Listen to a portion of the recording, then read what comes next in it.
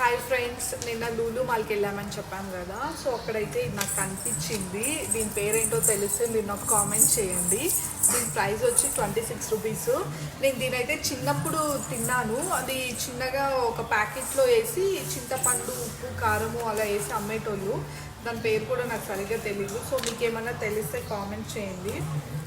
ఇది చూద్దాం ఎలా ఉందో, టేస్ట్ చేద్దాం.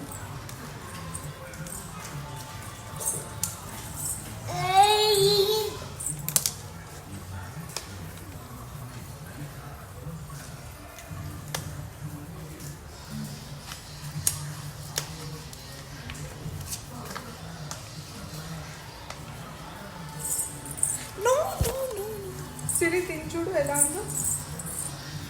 ఇది అతుక్కుపోయింది, బాగా రావట్లేదు. సేమ్ నేను చిన్నప్పుడు తిన్న టేస్టే ఉంది.